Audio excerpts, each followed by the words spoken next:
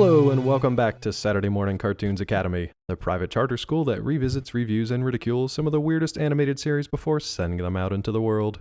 I'm still your principal, Dave Trumbore. I'd like to thank my vice principal, Sean Paul Ellis, for filling in last week. Thank you very much, sir.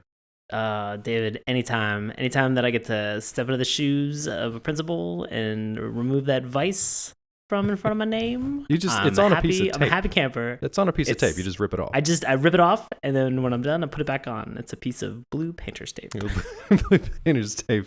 Saturday Mourning Cartoons Academy. No, I just want to thank you and our special guest, Tony Lazzaroni and Mel Harker. Thank you guys very much for stepping in last week. I was sick. I called in sick, guys. Called in sick. You had a doctor's note, so I did. It's fine. I'd been principal of this academy for, like 3 weeks now. And in the entire time, I had not taken a sick day. So I feel like I was due for one. Oddly enough, you usually do not amass any PTO at a job until after the first 30 days of working. Yeah, there, normally, so but not the way we work. Not the way we work. That's right. It is on the daily. And actually, speaking of the daily, do you know what today is at Saturday Mourning Cartoons Academy? Oh, I do. You do? Do you want me to ruin it? Oh, sure. Oh. I mean, it's the last day of our back to school month. It is. It's graduation day, buddy. I know. It's graduation day. We got one more tune to talk about before we send it off to Toon College and Toon University. And I feel like it's just going to show up in the background of like Saved by the Bell of college years. Yeah, I'm fine with that. And we'll be watching kind of deep sighing at the same time, but then there's that glimmer when you see something that you recognize in the background. You're like, oh, I wish we... Oh, remember when? Oh, so adorable and young. You know what, though? I think we do have a good one to go out on today. We weren't quite sure what we were going to do coming into this week. We were going to maybe rehash some old stuff or jump into some new stuff, but we actually have a tune that I don't believe either of us was really familiar with. It's from the early 2000s, but I had never heard of it. It just kind of came up in like a search about cartoons about school kids, which sounds creepy. So there's that. Wiping history, and we're good. Oh my god, new incognito window, and we're searching. This window just popped up, said, next time you might want to try an incognito browser. Yeah. I don't know what that's about. Take advantage of that. The guy in the creepy trench coat. Yeah, with the glasses. Yep, he's the best. Let's make a cartoon about him. Anyway. Please. No, this came up on a couple lists of like the best cartoons about, school and kids going to school and stuff like that. And honestly, I was very impressed with this show. Had you heard about it at all before we mentioned it on this list? No, maybe, but I don't remember really ever watching anything. And kind of jumping back into this I was very hesitant. Yeah. To watch this, but I was glad that we delved back into it. Yeah, and you have to. You're contractually obligated to watch this show.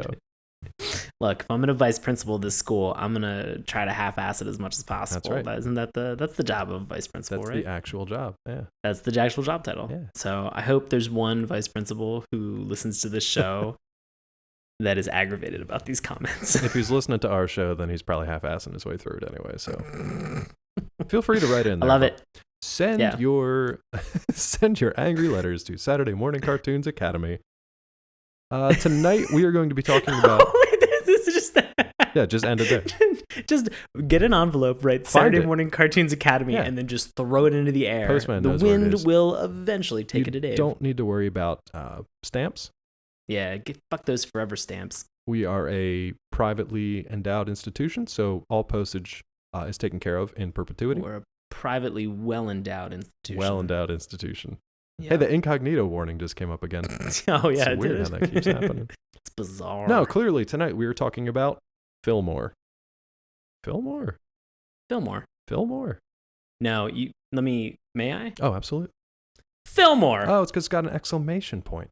That's correct. I learned about that at Saturday Mourning Cartoons Academy.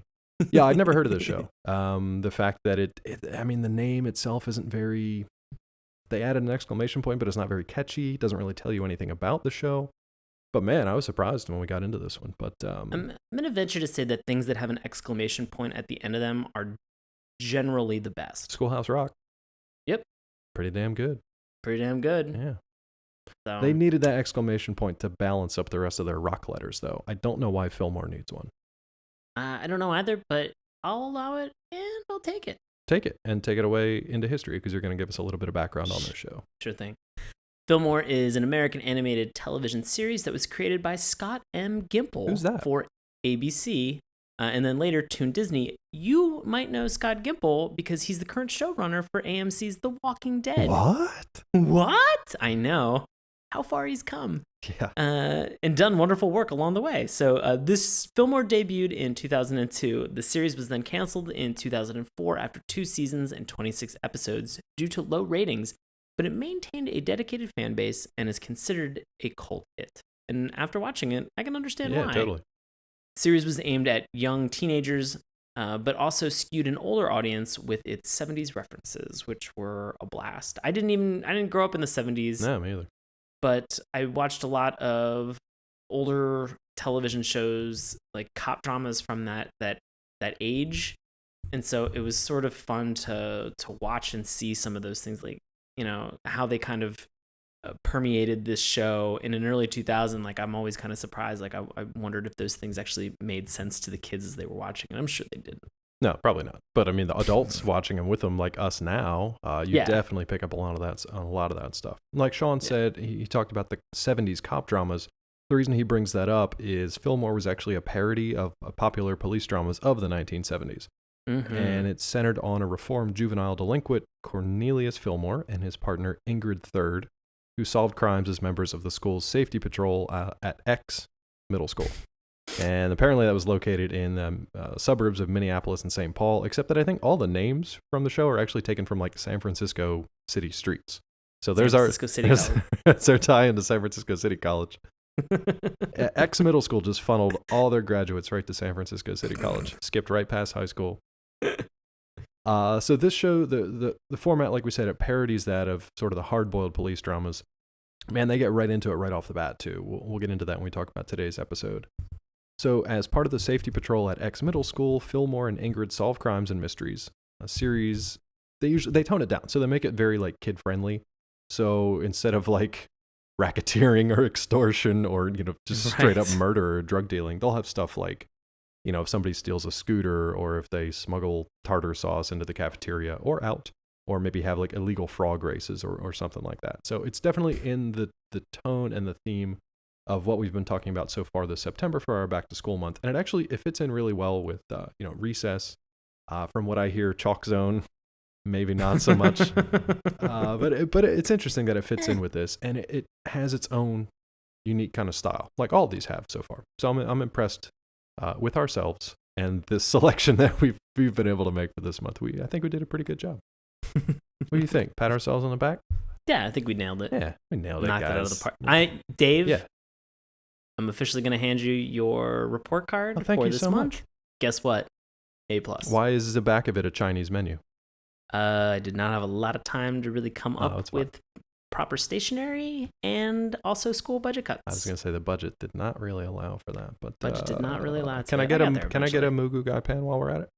You definitely can. Does that come with a B average? Why am I getting graded as a principal? 43. I don't know. Well, look, everybody has annual assessments and is assessed by their job, and so let's just take it for what it is. And if you have problems with it, you can talk to the guidance counselor. Okay. FYI, that's you. Due to budget cuts, I'm also the guidance counselor. I was gonna say that's you're our vice guidance counselor. Yep.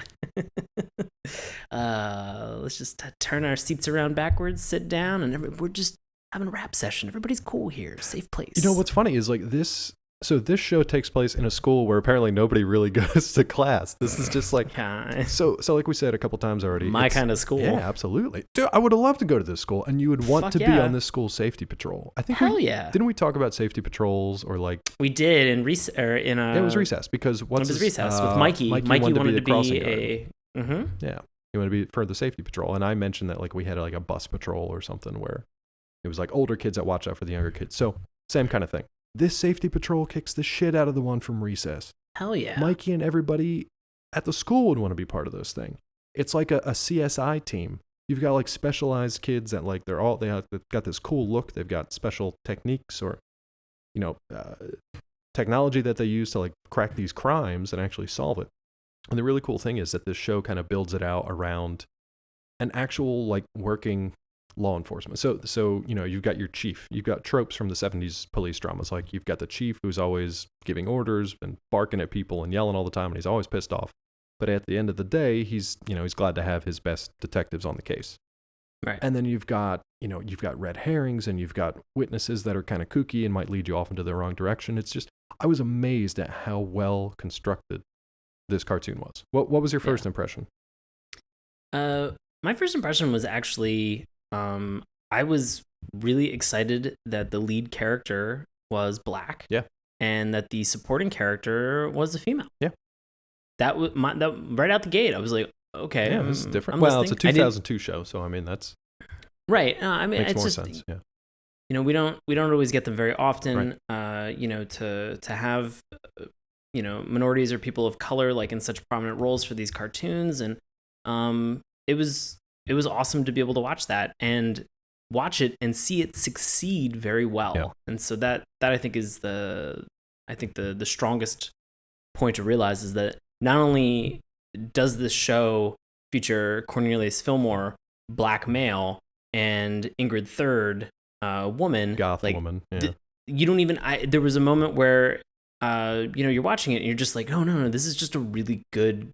This is a really good cop show. Yeah, that's it. It's just set in a school. Yeah, in a middle school. And honestly, right. like the race and gender, they don't even come into play. It's just that the kids happen to be those kids. That's it. Right. And that's one great. is like your lead detective. At least in the first episode, we didn't get the sense that he was a juvenile delinquent. Apparently, he was caught stealing chalk from one of the supply rooms in a previous, in a different story. And he was given the chance of either, detention for life or suspension or join the safety patrol and help, crack cases in the future. So obviously he chose the correct path here. So clearly. Yeah, clearly. I thought it was pretty cool. Let's talk about this opening theme. Let's talk about who wrote this opening theme. Yeah, we should. I love. There's a lot of weird connections in this particular series. We already had the Walking Dead connection, which is just weird to begin with. Yeah. And now our band for the opening credits. What you got? So the opening theme song is called Das Übertuber, or The Mystery of Mr. P. And if you're thinking to yourself, this sounds like a crazy name, don't worry, because it is written by Ookla the Mock. Now that name sounds familiar. Where have we heard that Sounds super before? familiar because it's one of my favorite cartoons that's out there. It's Ookla is the kind of like man beast lion from Thundar the Barbarian. Yeah, he's King Go Beast Lion, whatever his name. Yeah, it's so awesome. Just to kind of see that like crazy, weird, strange reference in terms of the theme song. So congrats at making me suddenly realize that I wanted to watch Thundar again. Well done, Das Ubatuba. But yeah, Das Ubatuba. Apparently the show was like Arnold. Well, the show was like big in Germany for some reason. Okay. It was like there was like a weird branch of like Disney Germany tunes that just like Das Disney. Das Disney tunes. That just tunes with an umlaut. I apologize. Never apologize. I always apologize. But what about the theme song itself? So I thought the theme song for me was actually, I hate to say this, it was kind of forgettable. Yeah. I'd say what was very memorable about this is that it's a clips. It's clips in a montage of episodes that you have yet to actually watch, right, that are kind of all spliced together. And it really does a great job at setting the tone and kind of identifying who the main players are going to be. Yeah. One of the big things that we talked about in some of the one of the recent cartoons was that it felt like there would be better context if there was just even like an overlay that said who the name of the character, right, and who they were. I think this was in reference to Recess, because there were so many people that were kind of flying at you very quickly, and it's a large gang, and you want to identify who each individual person is. This actually did it. Yeah, there's a moment where it kind of pauses. This is what I wanted. Yeah. Like this is perfect. Everybody gets an intro scene, just like a brief freeze frame. Yeah. Right. There's all this action and different things going on, and then it stops for like 2 seconds, and it kind of freeze frames on Cornelius Fillmore, and on the screen it just goes Cornelius Fillmore. I'm like, okay, cool. Now I know who these main players. Like this took you 30 seconds. This took you not even 30 seconds. This took you 2 seconds to bring this to fruition, and it made a world of difference. And guess what? It's a still image too, so you just saved like $300. So well done. But it was cool. I'm glad they did that. Some poor animator's hand is just like, I can get feeling back in it again. No, I got to start drawing. They do have to animate it live, so it does put a terrible strain on the artist's wrist. Super, super bad. But no, I love that too. And I love the theme song was forgettable. It actually starts out in kind of a weird way with like this, it's almost like, somebody calling in over a radio. So it's like that static burst where it's like, Fillmore, Fillmore. And then they get into this kind of like upbeat, very recognizable kind of like cop drama theme song. Yeah. So it was very much kind of like a Dragnet or I don't know, an Adam 12 or right. Trying to think of the one with Stacy Keach, Mike Hammer, stuff like that. Yeah, so Mike like kind Hammer. of the detective stuff or the cop drama stuff or like some of the more action based kind of even like a Hawaii Five-0 kind of to give you that level of energy. And then like Sean mentioned, all the scenes kind of show the kids either in like these action sequences where they're chasing down suspects, or they just show them like collaring criminals left and right. So it's really cool. The show just dives right into it. They don't bother setting up kind of this frame story like, they're in class and then they get pulled out to solve these cases, or, they're in class and they have to do their homework while also solving cases. It's like, no, they're 100% just committed to this solving cases as a safety patrol. So I thought that was pretty cool. Pretty cool. Thanks, Ookla the Mock. Yeah, I will say, despite feeling that Ookla the Mock had a forgettable song, this is not going to dissuade me from going and looking at Ookla's entire collection to celebrate it in a triumphant manner. Yeah, and this was from the album Super Secret. So Ookla the Mock, Super Secret, Das Ubatuba, or The Mystery of Mr. P. The funny thing is, I want to say in a week, I'm going to listen to this album and just bury it into my skull somehow. Yeah, one way or the other. Next week, I'm going to come back and say, I love Ookla the Mock, and Super Secret is my favorite album now, and Das Ubatuba is wonderful. If you get it on vinyl, though, we're never talking again. You already ordered it, didn't you? Yeah, Amazon had to buy it now. Did you put it on our budget? I got a one click on our budget. Yeah. No, I can't. And when you say our budget, do you mean the school or the show? Because neither. I just figured neither would be able to support. Please send your donation dollars to Saturday Mourning Cartoons Academy. Again, you have to actually give some. No, it's fine. Try it, guys. Just put money in an envelope and write that, and just put go it in outside, a box. throw it up in the air. Put it in the a wind will box. pick it up. It'll take it to Dave. Yeah. Put money in a box. How big is this box? You put the money in the envelope. You put the envelope in a box. That's how the postal system works. What do you think this is like? You think this is UP or USPS? It's both. You can't spell USPS without UPS. They're the same. Oh my god. This is how it works. It's a system of tubes. My face is melting. It's a system of tubes. It's not pneumatic tube bait. Oh my god. Doesn't everyone live in an old rundown bank? Curious. How do I tender my resignation to vice principal? Put it in an just envelope. Take the name badge. Oh my god. Box. Yes, you did it. And it'll show up in a tube. That's what I wanted. Just put it in a box and throw it at Dave. Yeah, I got it. I'm just surrounded by empty envelopes and boxes. It's weird. Yeah, it's weird that you live in an old bank / mail repository. I don't think that that's strange at all. Yeah, fair enough. All right, back to Fillmore. So we took a look at because Dave and I, neither of us had really a frame of reference for this show, and there are 26 episodes total. Yeah, not bad. I mean, they're half-hour episodes, so you can roll through these pretty quickly. So we just decided that because neither of us really had a frame of reference, that we would just start at the beginning. Yeah. And so we began with episode 1, which I want to say this for a pilot episode, great fucking pilot. Oh, just solid wall to wall. This thing was kind of cool because it was split up into 3 parts. I mean, it doesn't hurt when your narrator is Dan LaFontaine, who's in a world. It's that guy. It's that guy you've heard a million times. You've heard in every movie since you've been born. Yeah, every movie trailer. So that does not hurt to have him narrate the opening to your show. Right. Yeah, like the theme song didn't hook me. Hearing Dan LaFontaine, I was like, oh, that's interesting. Okay. And then literally within the next, now you're about a minute and a half into the show. Within the next 30 seconds, I was sold. I was like, I'm in for the rest of the show and probably more because it's just like, you can just feel the quality of it. It really does set itself apart from a lot of the other crap we've watched.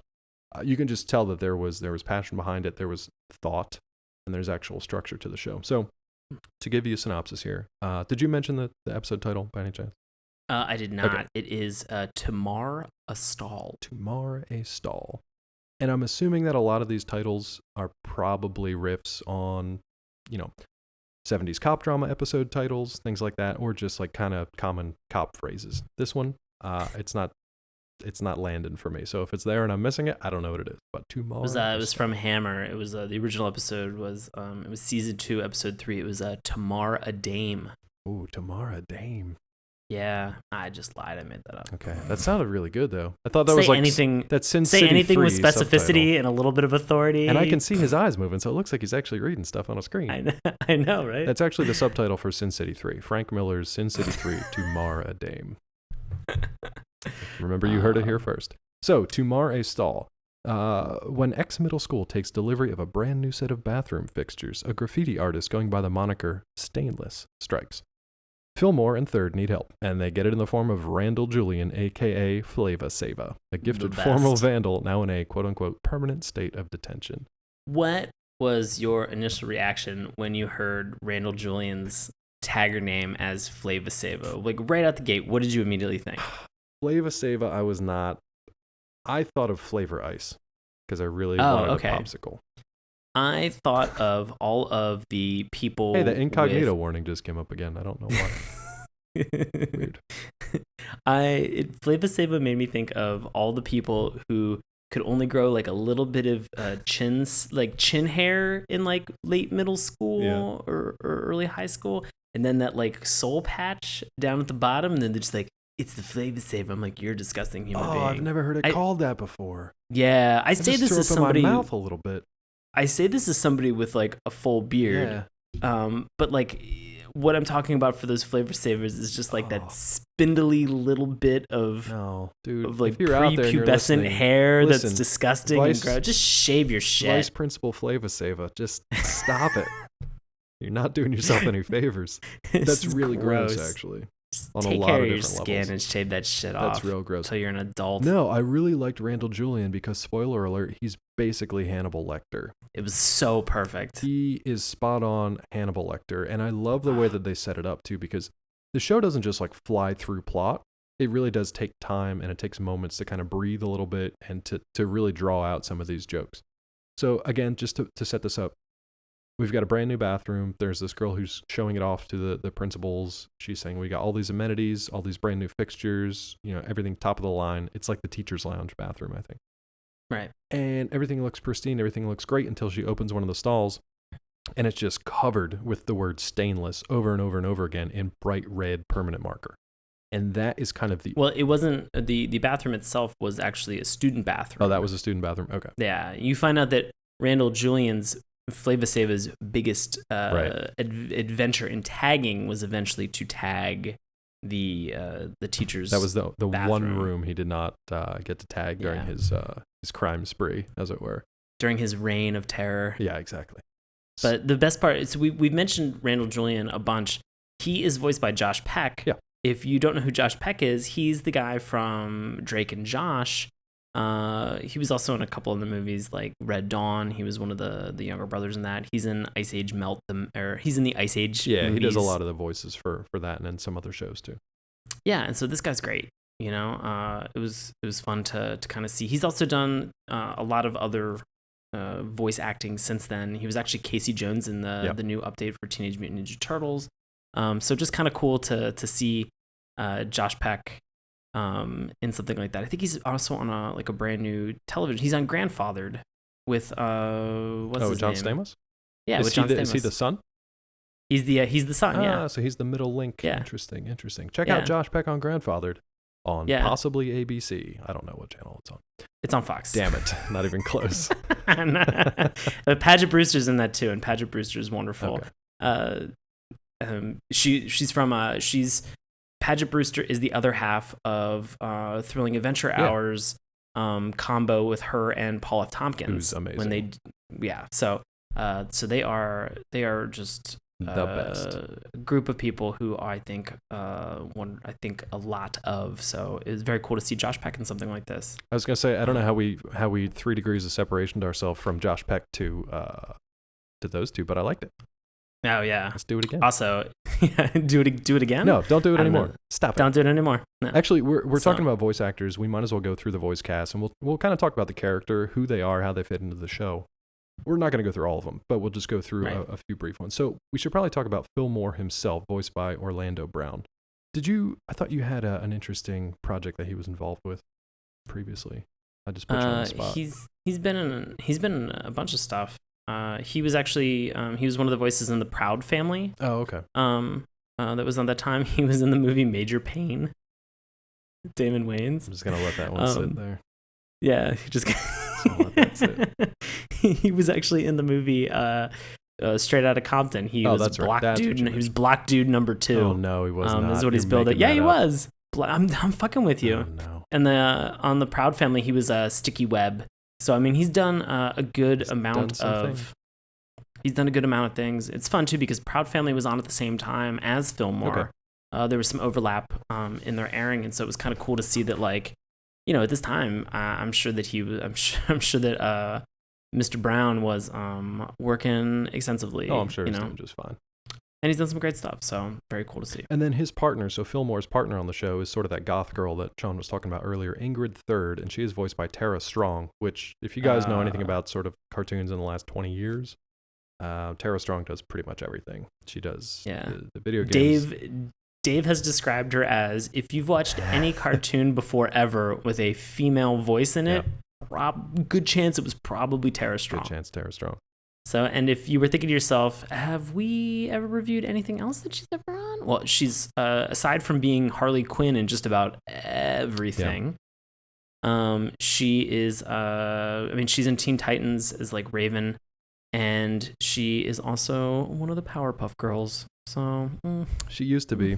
Unfortunately, they did that reboot, and then we're just like, sorry, original trio, we don't want you anymore. So, enough of that, though. Whatever. Okay, let's roll through these next ones fairly quickly. We've got Junior Commissioner. They kept calling him Vallejo, which drove me crazy. Vallejo. Because it was clearly Vallejo, or Vallejo, even. But no, they just kept calling him, like, Vallejo, which was driving me nuts. But anyway, voiced by Horatio Sanz, which should be a name that people recognize. Yeah, Horatio Sanz, SNL alum, just amazing. And he was great as this because he was a junior commissioner, so he's sort of like another student in this school, but he's kind of like the chief. So he acts as the cop station chief, basically, for these kids. So he's like safety patrol chief. Then we've got Joseph Anza, who's another character on the show. I believe he was the redheaded kid on the show, and he's just kind of like one of the other CSI crime members. He's actually voiced by Danny Tamborelli. I don't know if Danny's done anything other than play Little Danny on Pete and Pete, but that is his claim to fame, and that's what we know him for. One of the other interesting ones, I'm not going to give away her character, even though by not giving away, I probably gave away everything.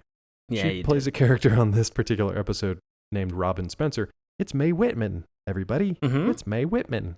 Yeah. That was just kind of interesting to see her name pop up on this list. But so we've got so many great people who are in this, who are providing the voice cast for this. Yeah. Great. And it's the crazy thing is that this show just continues to be really, really good.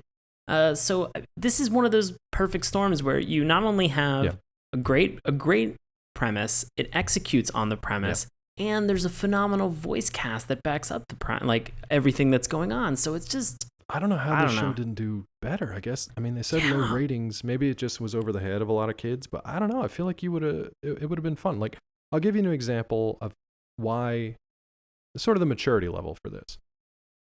It opens with this scene in a bathroom, and Robin, voiced by Mae Whitman, is giving a tour of this new bathroom. At one point, she's like going through all these statistics, and she's like, an average bathroom at this school is used 300 times a day and blah, blah, blah. And then she makes this joke, which as a kid, it probably would have gone over your head, but she makes this joke. She's like, now that we've got that taco bar that's open in the cafeteria, I expect a 10-fold increase in the use of this bathroom. And I was like, holy shit, they're using like potty humor, like taco shit. Right out the gate, poop joke. Right out of the gates. And it's right out of the gate, but it's one joke. That probably would not have sunk in for a kid. Because a kid, intelligent poop joke? Yeah. Intelligent poop joke, guys. If intelligent you're keeping poop track, that's number 1 on our intelligent poop joke counter. But I mean, it's beautiful. So she shows off this beautiful bathroom. It's pristine. Everything looks beautiful until she opens one of the stalls. And since they set us up with an intelligent poop joke, I don't know what to expect. I was like, a lot of poop, dead body, no clue what we're gonna get. So they open up the stall, and what do we get? You get everybody kind of recoils and makes that gasping noise. Yeah, because it was shot from like inside the stall looking out. So right. who knows what's in there. So you don't exactly know what to make of it, and then it's revealed that it is a tagger has bombed this stall. Get it? Bomb the stall. Not an intelligent poop joke. That not does an not intelligent go on poop the joke. Don't put that on the board. Don't go. So somebody has tagged that entire stall with the word stainless, and not just that one stall. They've tagged every brand new stall. Tag all the stalls with the word stainless on. Now we're gonna yes. We should say this because this is an important note. In red magic marker. See now what Sean red permanent marker. Red permanent marker. What Sean has just done is analyze the scene and paid attention to specific details because Sean trained both at Saturday Mourning Cartoon Academy and San Francisco City College. So close. Losing it there. So close to getting that out. So close, buddy. Has been trained in the art and science of safety patrol crime solving. Right. So Sean is paying attention to the important stuff, and we will try to lead you guys to be paying attention to the important stuff along the way. So, red permanent marker written all over the place, the word stainless. At this point, like the safety patrol is just called in. They're just there. They're taking pictures, they're swabbing stuff, they're dodging sprays of water from the bidets, which are apparently in this bathroom, which is interesting. Yeah. So they bring everybody in there, and they have this, like, it's basically, you could have lifted this script, except for some of the silly stuff. You could have lifted this script and this dialogue from a CSI, from an NCIS, from any of the other acronym shows that are on TV. It was pretty much just like, beat for beat. Ice-T just shows up and just kicks the door. You mean to tell me that somebody came in here with a red permanent marker and wrote stainless all over these toilets? Like, oh my God, yes, Ice. Yes, thank you for describing the scene to everyone. You are the exposition that nobody wants. And it actually is better than that because they don't really do that. They mention things, they're like, oh, this is a permanent marker, and oh, this is kind of smudged here, and oh, this looks kind of weird. And then they kind of get to a point where they're talking about this guy who used to be a very famous up-and-coming artist and then turned to a life of crime, quote-unquote, as a tagger. And they start talking about him. The only bit of exposition that I think I heard was from Ingrid, where she's like, you know that I'm new here, so why don't you tell me what you guys are talking about? Exactly. That was the only bit of exposition. Everything else was pretty smooth as far as dialogue. And that was great because, you know what, Ingrid is jumping in. Right. You don't need... I'm sure that they're going to get into like some type of a background or, some flashback episode where you learn a little bit more about her eventually, but it took, pay attention, writers, it took 2 seconds for them to recognize that this was a new relationship. Right. It registered for everybody and then just was able to roll along and continue with the story and not make a big fucking deal out of it. And what they they had been talking about this guy named Randall the Vandal. So his name was Randall Julian. And like I said, he was known for his artwork. He was a very talented artist as a kid, and then he just kind of like went crazy and just started tagging everything. Yeah, he was his prominent claim to fame was using the medium of macaroni art. Yes. Once he was still Randall. Once he flipped over to Flava Sava, he was just tagging everything he could get his hands on. Which leads us to probably my favorite scene from the entire show. So, I think I know what you're talking about. So, this is great. So they're talking about this kid, and they're like, well, we don't have any leads in this case. Let's go talk to Randall the Vandal. So we should mention the entire time that they're doing this, Horatio Sands, Commissioner, Junior Commish. Yeah. Just call him the Commish. Just call him the Junior Commish. That works. It's beautiful. So Junior Commish is, you find out that he's going fishing with his dad that weekend. Yes. He's like, gotta wrap this case up. I don't want to go fishing with this still on my mind. And you're just like, oh my God, like maybe you should be a little bit more worried about going to class and actually maybe doing some school. But it's great because it goes to that chief kind of trope where the chief's always just kind of like sitting back and having donuts, and he's like, oh man, I can't wait to go down to my beach house this weekend and just like kick back on the shore. Like that's always what the character is doing. So I thought that was played perfectly. Now we get to this scene where our 2 intrepid detectives, so we've got Fillmore and Ingrid, they're going to visit Randall the Vandal. This is where the Hannibal theme kind of takes over, because they have to go to this facility that is seemingly removed from the school in some sense. It's basically a prison. but what they call Yeah. a permanent state of detention. And when they go to this place, it's this massive kind of like empty vault with one guy in a suit and I think sunglasses, just sitting at a table. This was my favorite scene because he goes through just like this litany, this laundry list of things like, do you have a pencil, pen, refillable ink? Any writing instrument that you can imagine. Any pencil, ink, marker, makeup, anything. He goes through the whole thing, but he delivers it in like this deadpan manner that we're not going to go over, but it really plays up the scene because the guy was so serious. It kind of gives you an idea like, man, this kid is like really under some serious lock and key, but it's also funny as hell. And he goes through this entire riot act. He gives them the 5th degree, or the 3rd degree, not the 5th degree. All the degrees. There's so many degrees. Degree, He gives them the 98. degree? He gives them 98 degrees, and then they get right outside of Randall Julian's containment Hannibal-esque area, like yeah, isolation room. As they're mentioning that they are pumping in all of his classes over a closed circuit television, right. And he just goes, I don't know if you really. Right, and he's an A+ student, and they go, I don't know if you're aware, but Randall recently got a janitor recently came in there with a golf pencil, right. And this is what happened. And he holds up a photo in front of them, and you just see the back of the photo, so you don't actually see what the chaos or the destruction was that was caused, but just the reaction from the two of them, again, is from Fillmore and Ingrid is just like, he did that with a golf pencil, yeah. And now I immediately wanted to know, yeah. And I'm kind of glad that they didn't, that they let the joke and the gag kind of play out. Yeah, like they tease it later was on fun. in the episode. Yeah. So it was humorous, but then they open these like massive gates where if you think that this is overkill in terms of what they're doing, they flat out say this is overkill. Yeah. And his parents drop him off into our custody. He is educated via television in this room where he has no writing instruments whatsoever. And then at the end of the day, they release him back to his parents. It's so good. It's kind of crazy. But it's great because this kid, so he plays it up just like he is Hannibal. Okay. So they come to him. They're looking for. Good job, Josh Peck. Yeah. Well done. Well done. Really. They come to him looking for advice and they show him pictures of the crime scene. And he basically just looks at it and he's just like, tacky, classless, no sense of beauty or art. And he's looking at this thing like, I don't care. This isn't art. He's still got he's basically like a serial killer of the tagging variety, but everything he does is with an artistic vision. And he's looking at this tagging as just like, there's nothing to it. So he notices a specific thing. Do you remember the specific thing that he notices about it? He notices that this person, the pattern that they write in, or the direction that they write from right to left. Intriguing. Yes. Very important. And if you've ever watched any cop drama before, my immediate radar went off, and I actually just went, oh, we're left-handed. Yep. And that's the thing. Since this is kind of like the kids' version of this still, it does take them a little while to kind of get to it. Like, at some point, you're just going to be like, this person did it. And congratulations if you're a 30-year-old man who's watching a kid's show and figures out who's the one who's stainless. 35 years old, figured it out right away. Sean figured it out. It's like watching Scooby-Doo. It's pretty much the same thing as Scooby-Doo.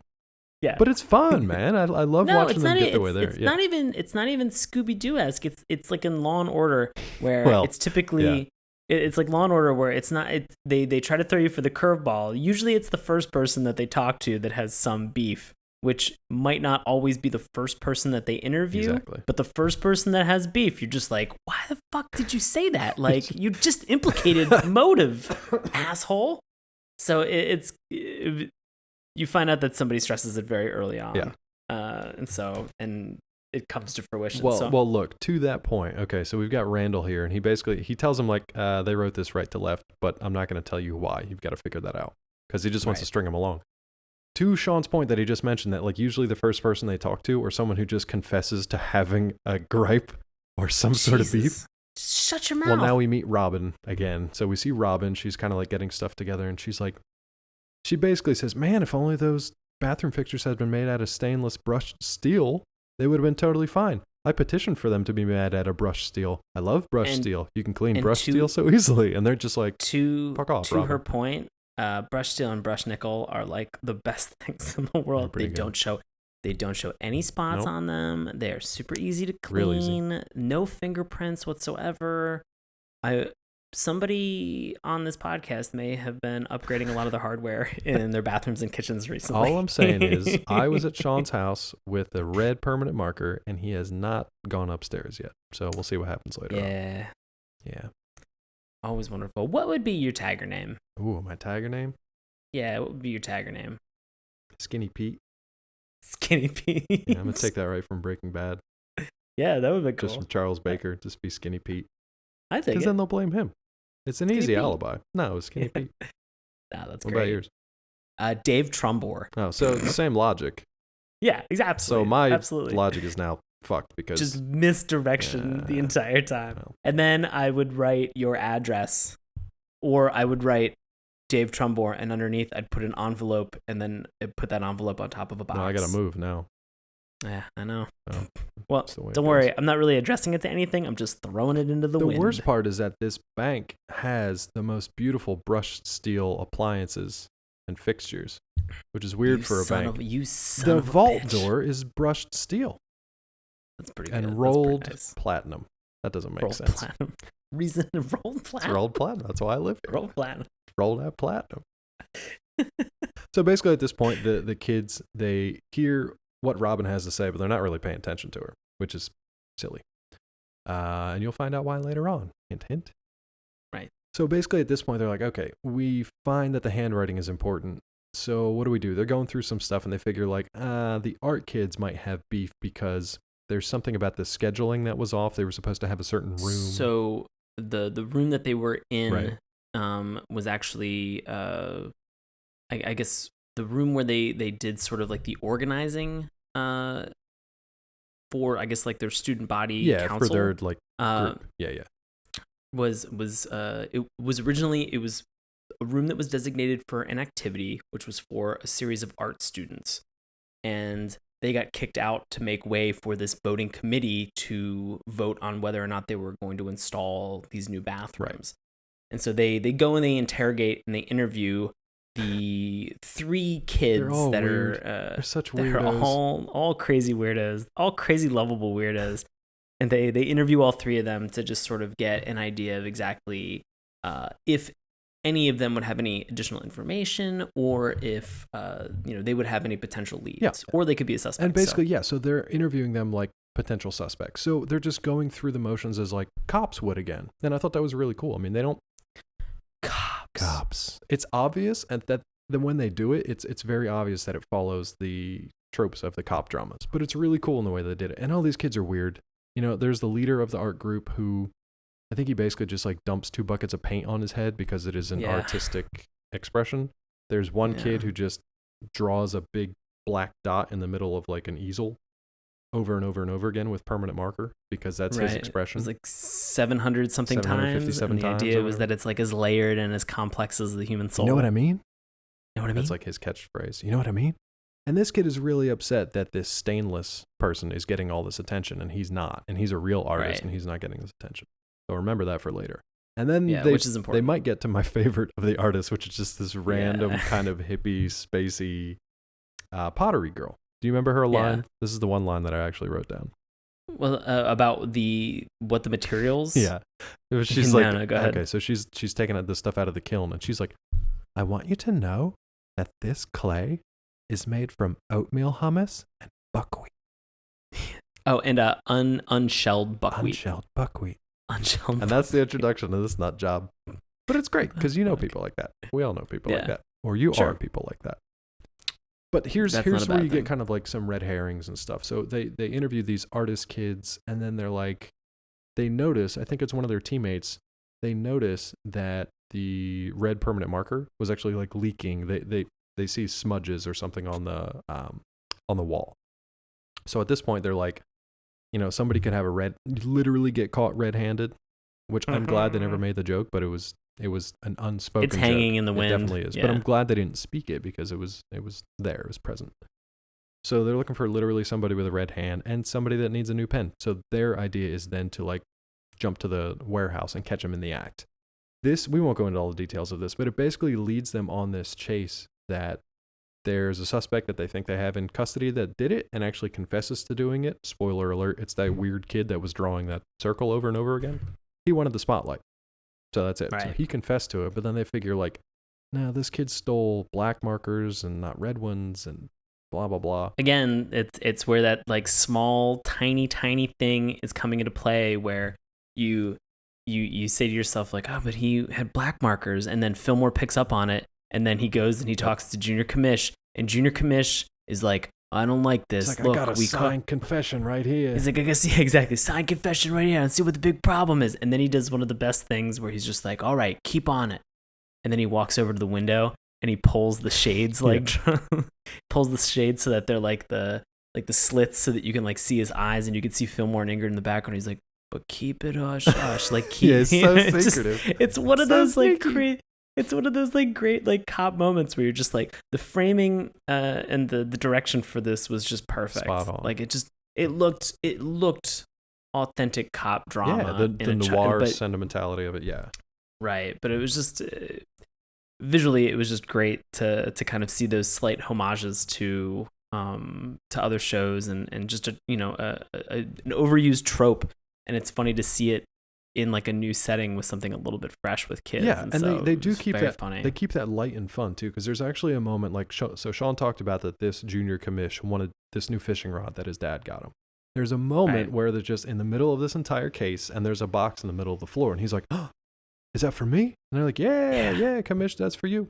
And he opens it up expecting his brand new fishing pole, and instead a whole bunch of like these little fish pop out, these little like plastic toy fish, and then he gets one of those Billy Bass things that hangs on the wall. It's like that talking, singing fish. They're like, oh, ha, ha, very funny, and it's singing a song, and that's funny enough for kids. But then they kind of cut to the side, and there's this trio of like, barbershop trio in the background of kids that are singing the same song that the fish is singing, and on a sign on the wall behind him it says Glee Club Annex. And that just killed me because it was just a joke that didn't need to be there, but it was just like an extra little nudge. Such a great tag. It was a great little tag. I loved it. But then you can kind of figure out where this story is going. So they have false leads, they have red herrings, they kind of pick up the wrong people, but they follow their detective instinct. And there's a number of times that the person who did actually do this crime drops these not so subtle hints. Like, oh, I don't know. Maybe someone who petitioned to have brushed stainless steel in this bathroom. Maybe somebody who happens to be left-handed. Robin Spencer, you are not subtle. You're not very subtle. She's walking around with a giant red marker asking people to sign stuff with her left hand. Right. So eventually you learn that it's her. But that's not even where this case ends. So it's not like the Scooby-Doo mystery where they unmask the farmer that you knew had been growing weed in the backyard the entire time. And then just smoke up with him or whatever Scooby and the gang did. There's actually a different layer. So at this point, you learn that Randall the Vandal has actually escaped. Right. And partially because, did Ingrid do this on purpose? Was it accidental? I want to say it was on purpose. I gotta say it was on purpose because that was a thorough check at the security gate, and she knew she was not supposed to have any pencils. I feel like maybe she wanted to see what he could do. So on the way out of Randall the Vandal's cell, the second time they go in and interrogate him, as they're walking out, it looks like, and I couldn't tell, was it in fact Ingrid? I thought it was Ingrid. It would make sense if it was Fillmore because they have a history. Right. And so it one of the two dropped a golf pencil, and so as the door was closing behind them as they left, it got wedged underneath, and so that allowed Randall the Vandal that allowed Flava Sava to escape and begin tagging bathrooms again. So David, I think you're going in the direction where you are going for this end of the episode. Suddenly Flava Sava is about to go, and he's about to tag the final piece de resistance that he had originally set out to, his holy grail, that he originally went out to tag in the first place, which was the teacher's lounge bathroom. Correct. And so he has just pulled out his pen and he's getting ready to put the tip of that permanent marker to the wall, and all of a sudden one of the stall doors opens up. Guess what? And this is at the end of the episode. Everything's been resolved, and this is wrapped up. And you get this moment where all of a sudden Fillmore's just standing back there, and he's just like, "Look, we should have a rap session. Like, we should talk this out. It's important that we know that Fillmore originally captured Randall back in the day. He was the one to close that case. And if the speech that happens then at this point, not only did he capture him, but he's also the person to help rehabilitate him. He's basically Will Graham to Hannibal in this case. Yeah, exactly. Without all the weird stag stuff. Yeah. Or the empathy disorder. Or just lots of attempted murder. They Right. leave that behind. And so they have this moment where, they're able to talk it out, and they're able to say, like, look, like, you can still do great art that will impact people in a way that will connect with them on an emotional level. And you should do this art because you're good. And I know that you want to do this stuff. It's like they still have your macaroni art hanging in the hall, in the library. Like, this still means something to people. You don't have to do this. And so they go through this whole speech, and then, he finally throws it in his face and says, you know what? If you're going to go under this persona of Flava Sava, throw that aside and be a real man and put your real name up on these walls. So everybody knows, put your real name up on the wall. And Julian, like, he is, at that point where he's just so angry and fuming that, he begins to, like, twitch his arm as he's, like, writing. He's like, all I got to do is put the tip, and I just to the front of this door, and I've done it. It's complete. And he just can't do it. He just can't do it. And then he just kind of, like, escorts him out of the bathroom, like, it's going to be all right. Yeah. And that's pretty much the close of the episode. Which was great because the final thing he goes, you don't know where I can have access to, like, a lot of macaroni. Do you? And during the process when they captured, there's a lot of goofy kind of, like, chase scenes and action sequences and stuff where a lot of stuff the junior commish keeps making mention of, like, nobody's really upset about the hundreds and hundreds of dollars of school supplies you've ruined. It reminded me a lot of Eddie Murphy as Axel Foley in Beverly Hills Cop. Or I was going to say Last Action Hero, same kind of thing. Yeah, Last Action Hero too. Same. I mean, I feel like in some way that Last Action Hero was a spoof of, like, Lethal Weapon, Beverly Hills Cop was. All that kind of stuff. Exactly. Yeah. And so those things where, you get, like, that one captain who's just like, who's just like, Foley, I told you to stay away. And if you get in the face one more time, you're off the force. Like, turn in your badge. Your badge and your gun. Yeah. Junior commish is,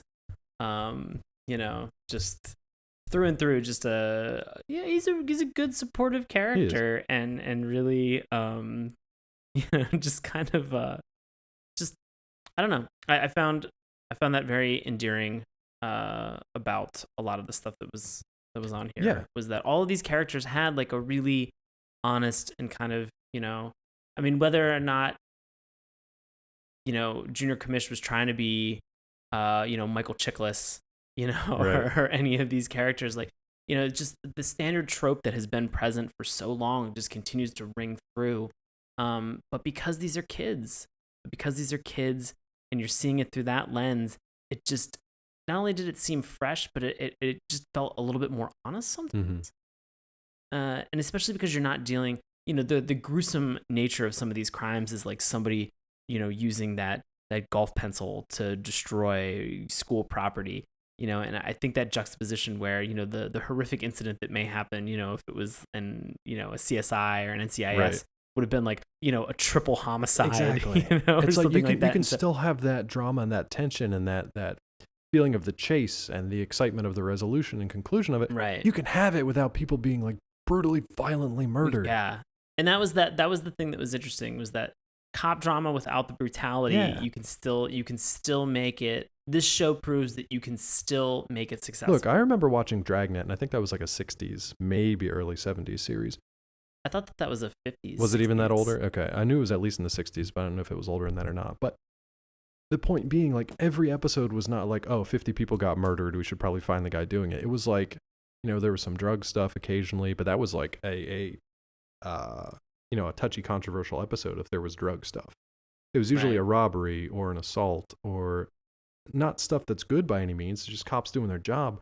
But it wasn't people being eviscerated in, like, the most brutal and fiendish ways possible. It wasn't Hannibal. Which I love and appreciate Hannibal on a different sense. I'm talking more about, like, your CSIs and your, just gallons of blood and all these nighttime cop dramas. Like, we've had experience with cops, not because we were the victims or had anything to do with any like violent, bloody murders or anything. It's just normal cops doing normal cop stuff, and that's what they're supposed to be out there doing. Yeah. And I think Fillmore is a better example than a lot of the cop shows that are out there, which is kind of sad, but kind of great at the same time. Yeah. We're getting a little close to the end here. So do you have any final moments before we get into, recommendations? Let's jump into these recs. I had one quick thing to say here. Let's get into these Parks and Recs. Parks and Rec. There's a couple quick, just funny things I wanted to mention from the episode. The other artists that they interview, they actually do kind of like pop up in funny ways. I'm not going to reveal because that some of those reveals are actually really funny and just like how weird and quirky these kids are. But I also wanted to mention that there's also sort of this sense of humor in the sense that these are still kids. There's a moment where Fillmore and Ingrid are just waiting. They're having like a stakeout. There's a stakeout moment. And they're just talking about stupid things like, oh, would you rather do this or that? And like, he says like, would you rather eat a squirrel burger or a bag of potting soil? Yeah, just stupid kid stuff that you talk about in middle school or maybe even now. But I just love that it had those moments. They knew when to break the tension. They knew when to lighten the moments, and they knew when to play it heavy too. So it was good, man. And that show, those moments, I thank you for bringing up that moment because it serves as a reminder that these are just kids. Yeah, they're just kids. These are just kids having fun, and so they serve as a really wonderful moment to just kind of further ground you into the sense that this is a school. Yeah. Because everything else has been so kind of procedural and by the book for a cop drama that you may lose that, So kind of fun. Okay, so on that, do you recommend this show? I definitely recommend this show. Yes. I'm gonna say the same. Yeah, I want to check this out too. The thing I mentioned earlier about Germans being a big fan of this, apparently you can get all these. You can either download all these things or stream them through like iTunes Germany. That's strange. They haven't really been released on DVD here, so they're kind of tough to find. But you can seek them out if you need to. And if you have access to iTunes Germany, then enjoy all of Fillmore. Yeah. Would you be up for a reboot of this show? It's only about 10, 13 years old, somewhere between there. Yeah. I'm gonna say yes with the caveat that I'm kind of curious to watch a couple more to see, because I think that this might be a great show that kind of is able to stand on its own. And I would be a little bit worried if they did reboot this, if it sort of lost the tone and the qualities that we've kind of praised this show for initially. And so I feel like this would be something where, like, if they could get a lot of the same voice cast and if they could get a lot of the same writers to come back. Yeah, Gimple's not busy. Just get him back. They could get Gimples to come. He might need this as like a palate cleanser from like Walking Dead all year and then do some Fillmore.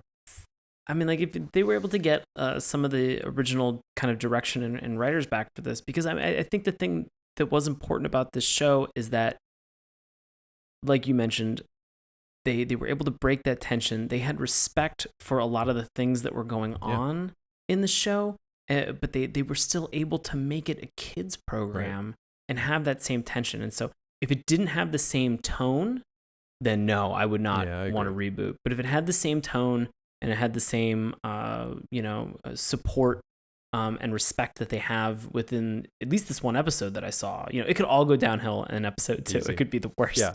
But who the fuck knows?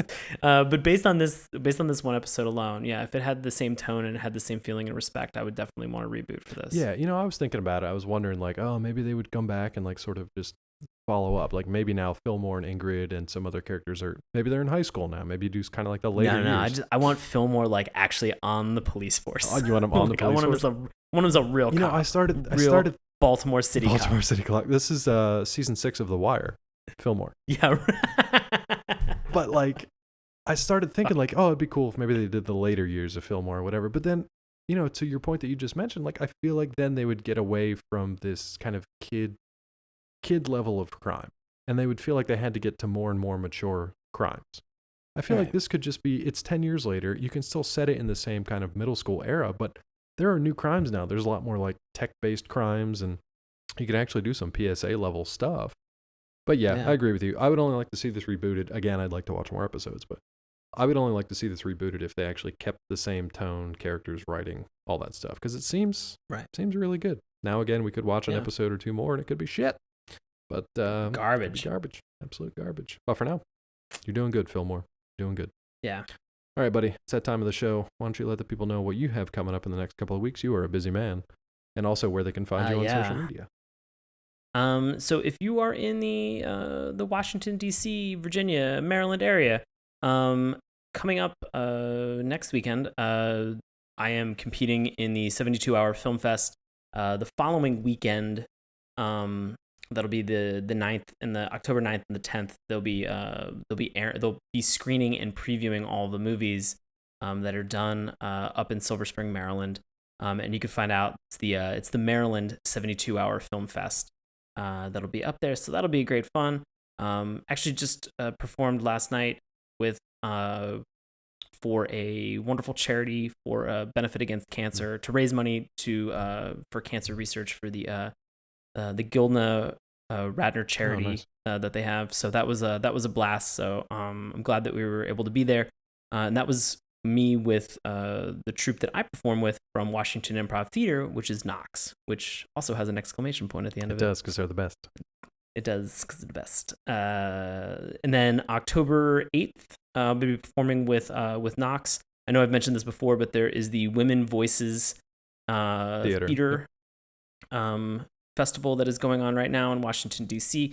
There's so many really, really good things that are going on, and Knox is thankfully going to be performing at Washington Improv Theater at Source in Washington, D.C., and that'll be on Thursday, October the 8th at 10, and then also Friday, we are going to be back there at 10 o'clock the next night as well. And I also want to give just a quick shout out to Jason Schlafstein that we had on the show a couple weeks ago when we talked to Tech. He had a piece for his theater company, the Flying V, that was called The Oregon Trail. And I had an opportunity to see that this past weekend, and it was phenomenal. Awesome. It was really, really amazing and well done. And they have a great convention for a narration or for a voiceover, for Oregon Trail, where it says, like, press spacebar to continue. And so I've been using that in life, in actual conversation. Like when people kind of get stuck, I'm just like, press spacebar to continue. That's when a lot of the people I would talk to would walk away, though. I don't really care. So it's just it's bank tellers, they can't walk away. They got nowhere to go. Bank tellers aren't going anywhere. So, and then the other thing is that Saturday, October 24th, I'm going to be performing at the Atlas Performing Arts Center on 8th Street in Washington, D.C. as a part of Washington Improv Theater's Howl, Howl. It's our Halloween run that we have. Nice. And then we're going to be right back there. Oh, that show is at 8:30 on the 24th. And then we're going to be right back there on the 31st, which is going to be Halloween. Spooky. And we'll be right back there performing again at 8:30 the following week. Hey, buddy, what happened to your Philly Improv Festival? Is that still going on? Oh, my God. Thank you. I'm going to be up in Philadelphia at the beginning of November. Oh, God. I told you, he's a busy guy. So bad at plugs. Busy month. I'm going to be up there the weekend of the 6th, the 7th, and the 8th. Be performing at 10 p.m. on Saturday the 7th with the Philly Improv Festival. You can check that out. We're all adults and we can use Google. So just Google Philadelphia Improv Festival.